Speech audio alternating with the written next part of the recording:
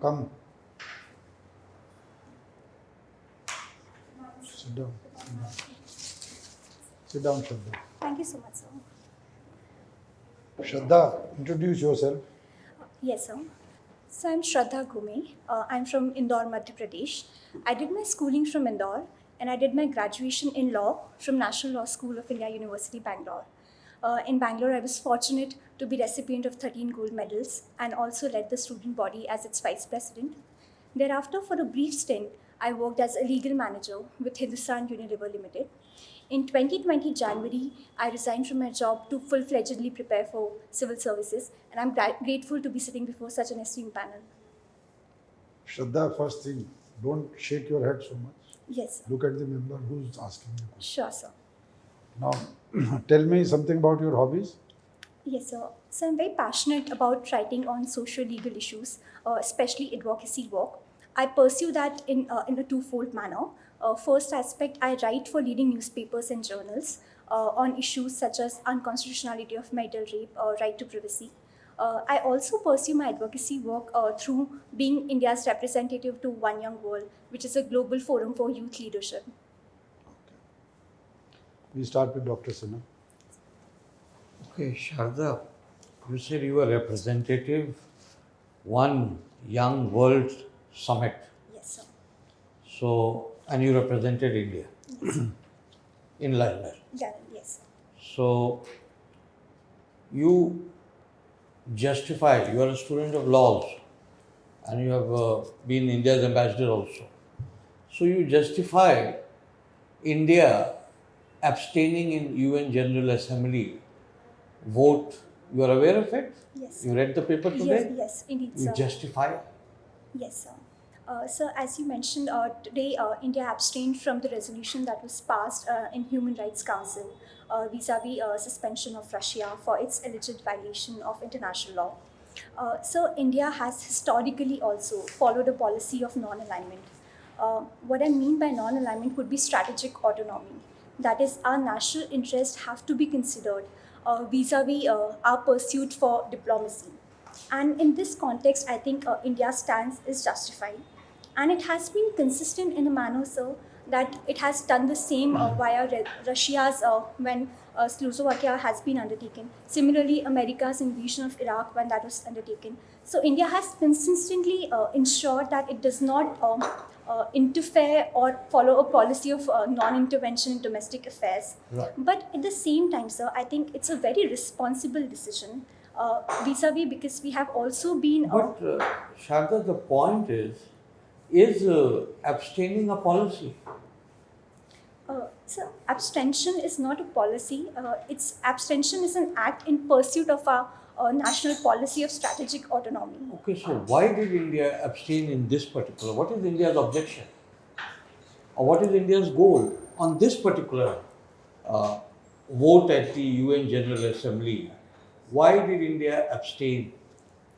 Yes, sir. I think India also needs to consider its relationships with Russia vis-a-vis other players that have been involved in the illicit war.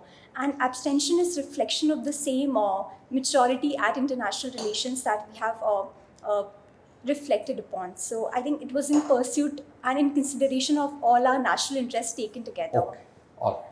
So, you are also a student of international law. Yes, sir. Is there anything called international law? Indeed, sir. International law would be a legal regime that is generally considered as binding upon the players.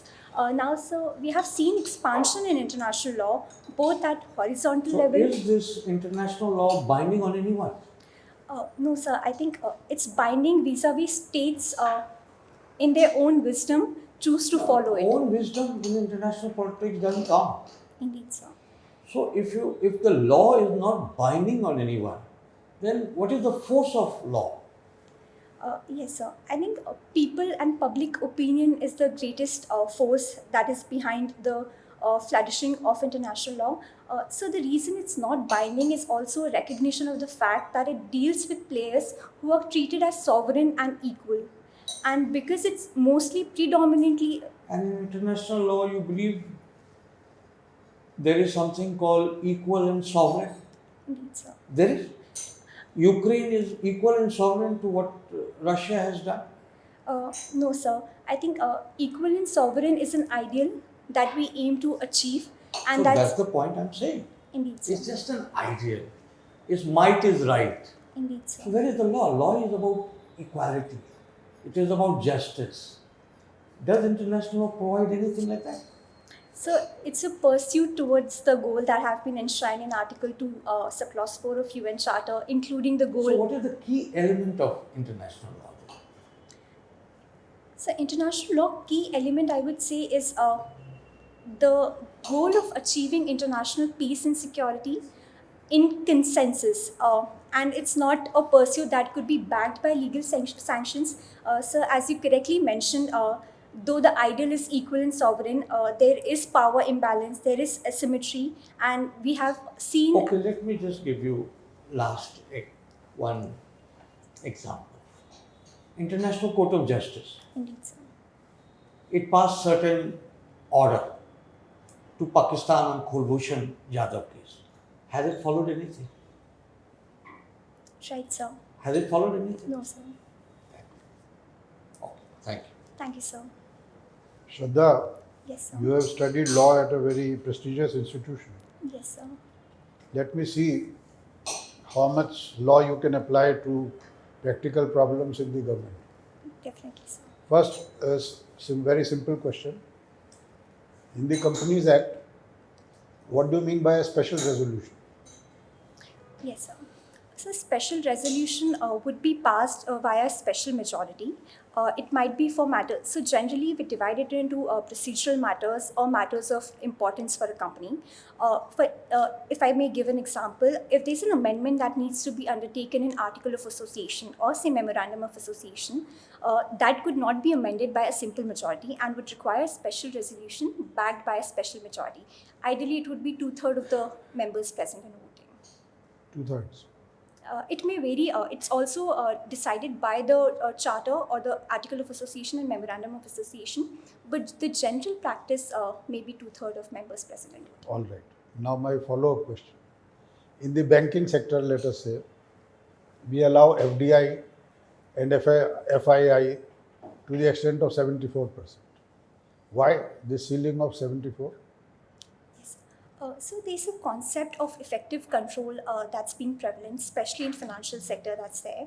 And beyond 25%, any would give effective control that's been there.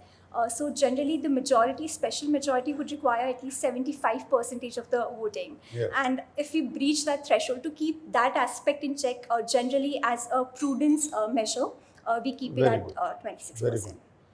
Now let us move to another subject which has been currently happening. Delhi High Court, they issued a notice to the government of Delhi because some people approached them that during lockdown they lost their jobs. And as promised by Delhi government, their rent to their landlord should be paid by Delhi government. So a notice was issued because an announcement had been made by the Chief Minister of Delhi that they will pay the rent. Okay. Now, what do you think of this case? Were Delhi High Court justified? And if so, what principle of law would apply?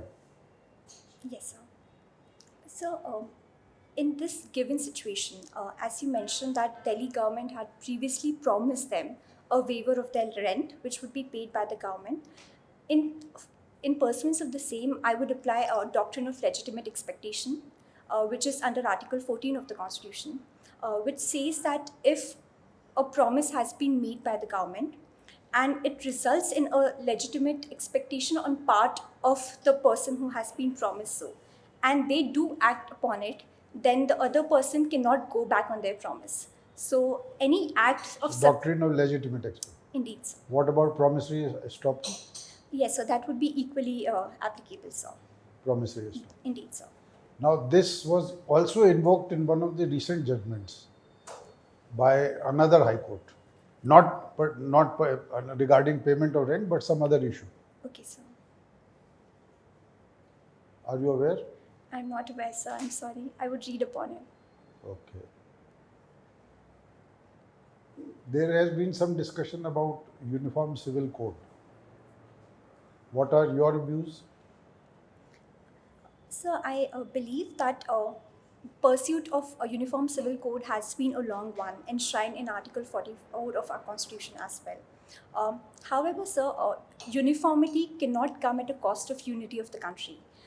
India follows a practice of multicultural society where every individual, every religion is equally valued. And any attempt to apply a uniform civil code in a centralized manner might create dissent, or to put it better, might create opposition from public at large. And therefore, No, I but would, supposing Uniform Civil Code were to come into existence, indeed, sir. what would it contain?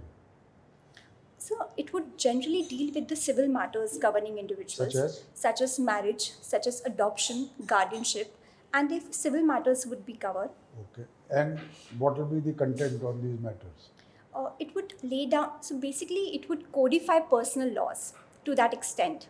It will codify personal law, or it will have its own prescription, adopting best practices from different laws? Yes, sir, and therefore there will be single codified personal law which would govern all religions across religions, and it would So not. what's wrong with it? Supposing Islamic law says that a girl can marry at any age after puberty, and this law says that the girl will marry only at 18 or 21. What's wrong with it? Some practices which are quite prevalent according to personal law but not acceptable otherwise would be done away with. So, as a multicultural society, we need to be cautious about the religious sensibilities of our people as well. And that's the reason why constituent makers in their wisdom also excluded personal law from the realm of Article 13 of the Constitution. And therefore, I would. But how long will it continue? It's a directive principle. It has now been 75 years since we got independence. How long will we continue with this? Right, so I think piecemeal reforms have already been undertaken. I would say that by giving an example on ban on triple talaq that's been taken, that was because there was already legislation of 1937 which was in place. So I think efforts are made to ensure that religion also does not come at a cost of individual dignity and their autonomy. Is it violative of Article 25? This Uniform Civil Code, is it violative of Article 25? No, sir. It is not. Not, sir. But some people say so. Yes, sir. That's the critique that has been given, that any centralized imposition of regulation over the religious domain, which mostly belongs at an individual and societal level, might be construed as a. So that means what you are saying is that it will be very difficult to impose because there will be resistance. Indeed, sir. And I also although it is desirable, because there are some very bad practices prevalent in different laws. I agree, sir. There are certain practices that must be done away with.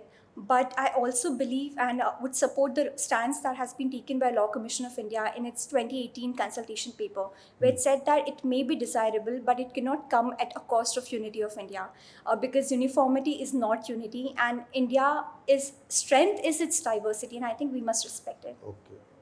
Now, my last question on a different subject. Have you read the Union Budget? Yes, sir. Economics has been one of your subjects.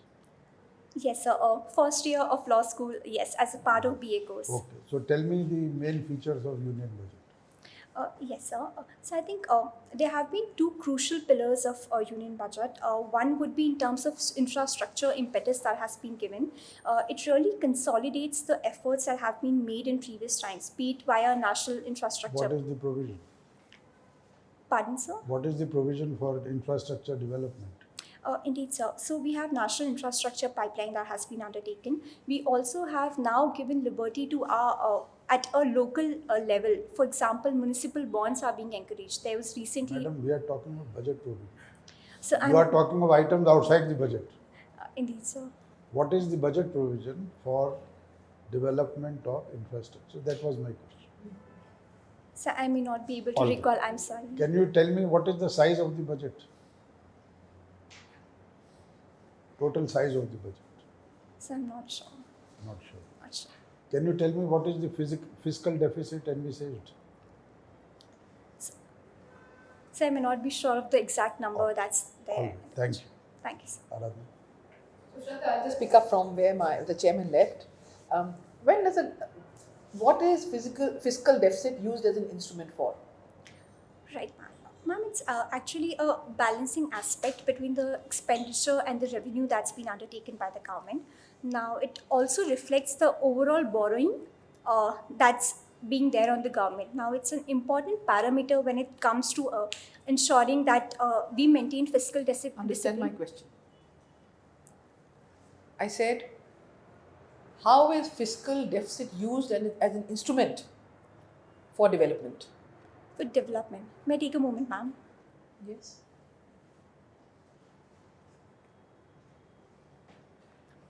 Ma'am, when fiscal deficit is caused due to capital expenditure, such as expenditure upon infrastructure or items, then that would be a tool towards maintaining and developing.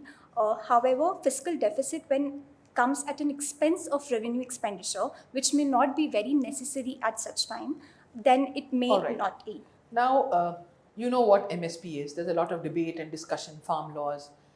The farmers' lobbies are demanding that MSP should be made a legal right. Now, as an economist, you've done economics.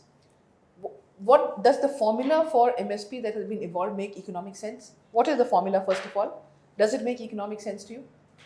Yes, ma'am. The formula, if I may recall correctly, is basically it includes the expenses that are incurred A2. It includes the cost of labor that's there. And there have been recommendations to improve upon the same. So MS Swaminathan committee has recommended that the formula be evolved to make 1.5 of C2, which would include capital cost of own instruments as well as the rent of our own land. My question was, does it make economic sense to you? Ma'am, indeed. Of course, there may be improvements that's there, but I would say, why should family labor be part of it? ma'am, because You are covering all the inputs. You are making 1.5 times those inputs. So why should family labor be part of it? ma'am, I would say a dignity of human labor, whether employed at our own farm or at a third party, All right. would be equal. Now, in one sentence or two sentences, summarize what ails the Indian economy today.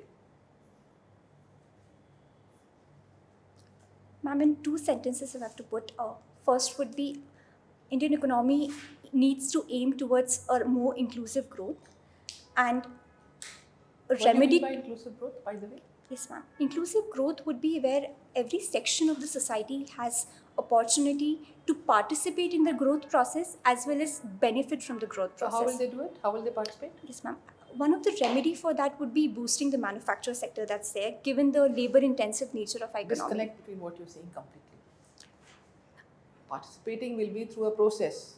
Suddenly you get into manufacturing. There are so many other sectors. Service sector, this sector. Okay, let it be. Now, your father is in the State Bank of India, right? So what do you know about bank recapitalization? Should it be done? Should it not be done? Yes, ma'am. My father retired from State Bank of India, and vis-a-vis my interactions with him on the bank Not with him. recapitalization. You are preparing for the civil services. Yes, ma'am, indeed. Vis-a-vis recapitalization, I think it's important because bank is directly tied with the fiscal multiplier that happens in the economy.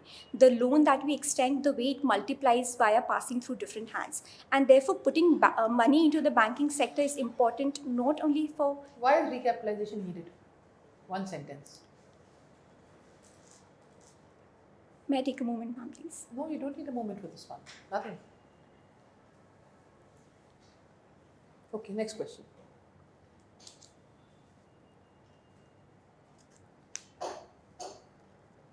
Why was the ADM Jabalpur case a landmark case? Ma'am, it was a notorious in the instance how it interpreted fundamental rights. Notorious?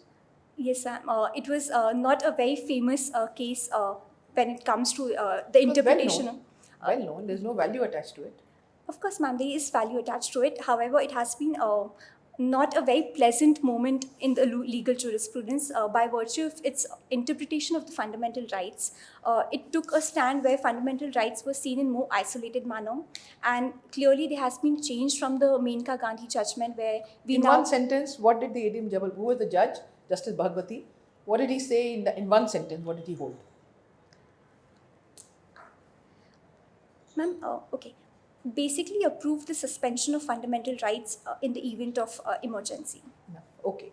Are you familiar with service law? No, ma'am. You didn't study service law at all? You don't study service law at all in your law school? College, no, Or ma'am. after? Okay. What was this Clemenceau case and what were the underlying legal issues in it? Ma'am, may you repeat this sentence? The Clemenceau case? I'm not aware. Okay. The Sexual Harassment Act was passed in 2013. What are the cases that led up to it?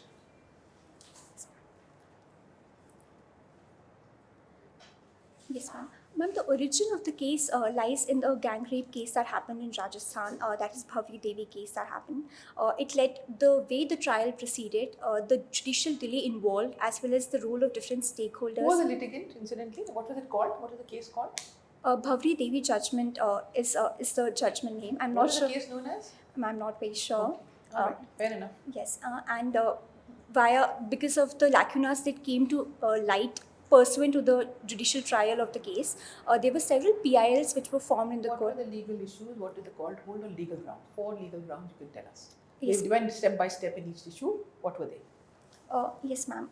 Ma'am, the initial judgment that came out acquitted the accused that were there, and the primary, rationale that was given was steeped deep into patriarchy. The arguments that the court laid were first that a high caste man cannot rape a low caste woman. Second, No, I'm not talking about this. I'm talking about the Vishakha case, which you Okay. didn't remember. The Bhavri Devi case, I'm not interested in the details of high caste, low caste. I'm interested in the court ruling which led to the the Vishakha guidelines and 2013 Act. So, what were the provisions they held in that? Indeed, ma'am. As I mentioned, Bhavri Devi led to several PILs which were consolidated in form of Vishakha versus State of Rajasthan. Court laid down several guidelines, and if I have to mention 4, the foremost would be constitution of internal complaint committee that's there, which would be for individual organization, and also a common committee. First of all, was there any definition of workplace given? In the judgment, It's called Vishakha guidelines, Supreme Court. ma'am, I cannot recall if All that right. was given. Yes, ICC. All right. What else? ICC constitution, Yes. it also laid down that the employer cannot take any punitive measures when complaint is raised. Third aspect was sensitization, and sensitization to the employees about such an act, and also the committee where they can register their grievances.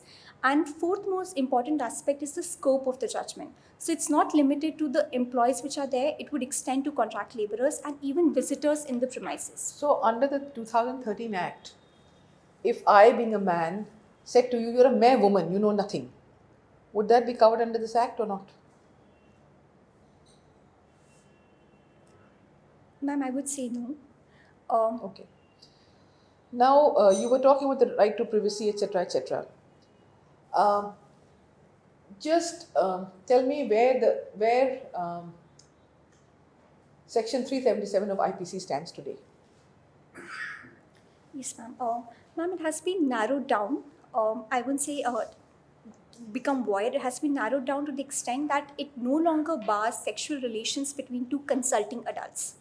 And that's the jurisprudence that has been laid down in Navdeep Singh Johar versus Union of India. And the reason why I There's a say... little bit of history. Yes, ma'am. Ma'am, so there are 2 prominent judgments which have been there in this instance. The first was the Naz judgment that happened, which was Delhi High Court judgment. And Justice it had... Shah, Indeed, Naz ma'am. Foundation, yes. Yes. So, what did they hold? And they uphold the same aspect of as Navdeep Singh Johar, that Article 377, to an extent that it prohibits sexual relations between two consenting adults is violative of fundamental rights of the Okay. petitioners. Then Supreme Court, what happened? Then subsequently, ma'am, the judgment was overturned in Suresh Kaushal judgment, where they upheld that it's not discriminatory because it does not restrict itself to a certain section, say transgender, and therefore it cannot be held Finally, violative. what happened? Finally, court upheld the Nas judgment. Just the ground. The ground they took was different to the Nas Foundation judgment. Indeed, What ma'am. was the ground taken? Ma'am, right to privacy was an important aspect. Good. Very good. Last, name 3 recent women-friendly legislations. Ma'am, take a moment, please. As you like.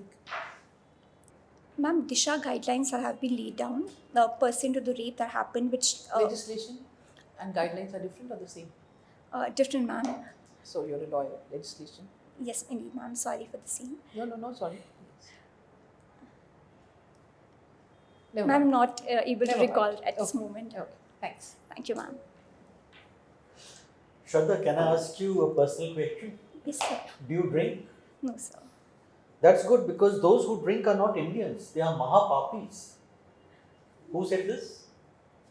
I'm not sure, sir. Okay. Tell me something about competency frameworks. Are you aware of competency frameworks in the civil services? You are planning to join the civil services.